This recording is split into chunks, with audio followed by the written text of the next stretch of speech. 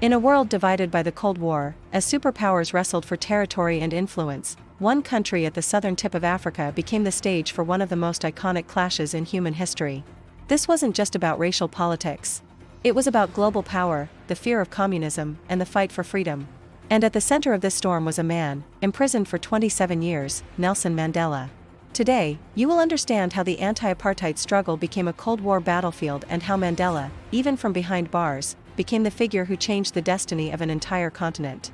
In 1948, South Africa's National Party came to power and engineered a system of institutionalized racism known as apartheid.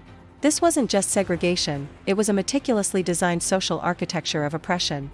Laws dictated where people could live, work, and even walk. Past laws required non-white citizens to carry identity documents at all times, restricting their movement to designated areas. Marriage and relationships between different races were forbidden. Everything from park benches to ambulances was segregated under the infamous "whites only" signs. But apartheid was more than just domestic racism.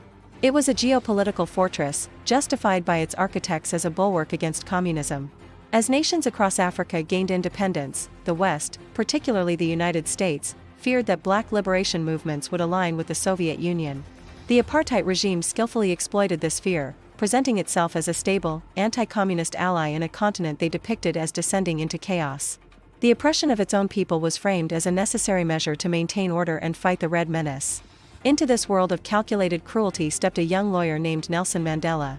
Born into the Themba royal family, Mandela's early life was shaped by tradition, but his path was destined for revolution. He moved to Johannesburg, where he witnessed the brutal reality of racial injustice firsthand. He joined the African National Congress, or ANC, and alongside figures like Oliver Tambo and Walter Sisulu, co-founded its Youth League.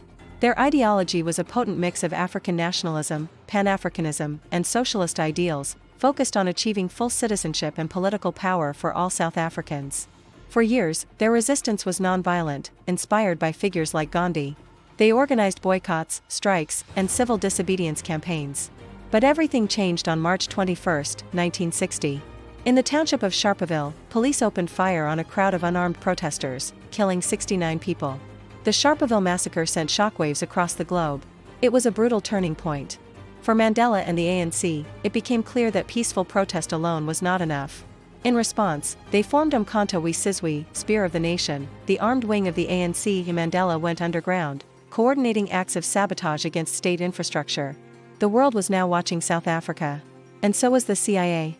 As decolonization swept across Africa, the continent became a proxy battleground for the Cold War. The Soviet Union saw an opportunity to expand its influence and began funding and arming liberation movements, portraying itself as a champion of anti-colonialism. The United States and its Western allies, obsessed with containing communism, often found themselves supporting repressive, anti-communist regimes, including, tacitly, South Africa's apartheid government. Countries like Angola, Mozambique, and the Congo became bloody theaters of war where superpowers backed opposing sides. The ANC was no exception. Denied support by the West, they turned to the Eastern Bloc. The Soviet Union, East Germany, and Cuba provided funding, military training, and weapons to Umkhonto we Sizwe. For the U.S. intelligence community, this confirmed their worst fears. Mandela, a charismatic leader of a Soviet-backed movement, was viewed not as a freedom fighter, but as a potential African Fidel Castro. The fear was that a victorious ANC would turn South Africa, with its vast mineral wealth and strategic location, into a Soviet satellite state. The fight for freedom in South Africa was now inextricably linked to the global chess match between East and West. In 1962, the net closed in on Nelson Mandela. After 17 months on the run, he was captured at a roadblock. Decades later, reports would surface suggesting that the CIA had provided the South African police with the crucial tip-off that led to his arrest. Whether directly involved or not, Western intelligence was undoubtedly monitoring him closely. Mandela was put on trial, not just for sabotage, but for attempting to overthrow the state. This was the famous Rivonia trial. From the dock, he delivered one of the most powerful speeches of the 20th century. He concluded by saying, "I have cherished the ideal of a democratic and free society in which all persons live together in harmony and with equal opportunities. It is an ideal which I hope to live for and to achieve. But if needs be, it is an ideal for which I am prepared to die." The world held its breath. The prosecution demanded the death penalty, but the verdict was life imprisonment. Mandela was sent to the notorious Robben Island, a barren rock in the Atlantic. There, he and his comrades endured forced labor in a lime quarry, psychological torment, and near total isolation from the outside world. They tried to break his spirit, to erase his name from history. They tried to silence him. But with every day he spent in that cell, his voice only grew louder, his legend more powerful. While Mandela was locked away, the world erupted. The anti-apartheid movement became a global cause, one of the largest social justice campaigns in history. Protesters marched in London, Paris, and New York. University students demanded their institutions divest from companies doing business with South Africa. Artists and musicians, from Stevie Wonder to the Special aka with their hit song, Free Nelson Mandela, made his name a household word. The United Nations imposed sanctions and cultural boycotts. The Cold War dynamic was at play here too. The Soviet Union continued its vocal and material support for the ANC in exile.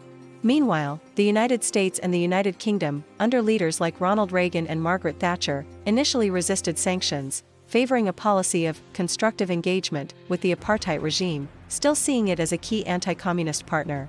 But the pressure from their own citizens was immense and unrelenting. The moral force of the global public was turning the tide. The Free Mandela campaign transformed a political prisoner into a universal symbol of resistance against injustice. By the late 1980s, the pillars of the old world order began to crumble. The fall of the Berlin Wall in 1989 signaled the beginning of the end for the Cold War. With the collapse of the Soviet Union, the strategic justification for supporting the apartheid regime evaporated. The West no longer needed South Africa as a bulwark against a communist threat that was rapidly disappearing. The US and UK, facing overwhelming domestic and international pressure, finally abandoned their covert support and embraced tougher sanctions. This economic pressure, combined with internal resistance and escalating unrest, crippled the South African economy. The apartheid state was unsustainable, isolated, and bankrupt. The government, led by President F. W. de Klerk, realized they were at a dead end. They saw that the only person who could lead the country out of the crisis and prevent a full-blown civil war was the man they had kept imprisoned for nearly 3 decades. Nelson Mandela was no longer a problem, he was the only possible solution. Secret negotiations began between the government and the imprisoned leader. On February 11, 1990, the world watched as Nelson Mandela, aged 71, walked out of Victor Verster prison, a free man. Holding hands with his wife Winnie, he raised a defiant fist to the sky. It was a moment of pure, unscripted historical power. He wasn't broken, he was a leader ready to govern. His release wasn't just a personal victory, it was a symbol that tyranny could be overcome. In the years that followed, Mandela led the ANC in tense negotiations with the government to dismantle apartheid. It was a path fraught with danger, but his statesmanship, his grace, and his unwavering commitment to reconciliation guided the nation away from the abyss. In 1991, the last apartheid laws were officially repealed. And in 1994, South Africa held its first ever multiracial democratic elections. Millions of people, who had been denied the right to vote their entire lives, stood in long lines to cast their ballots. The result was a foregone conclusion.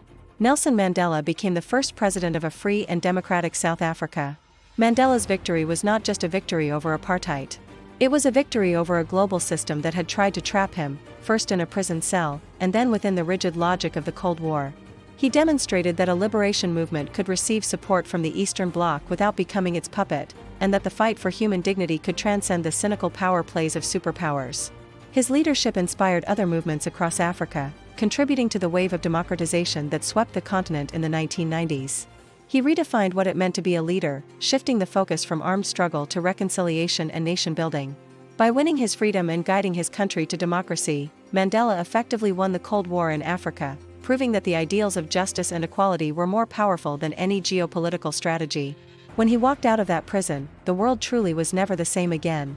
If you enjoyed this documentary, please don't forget to like and share the video, and subscribe to the channel for more deep dives into history. Thanks for watching.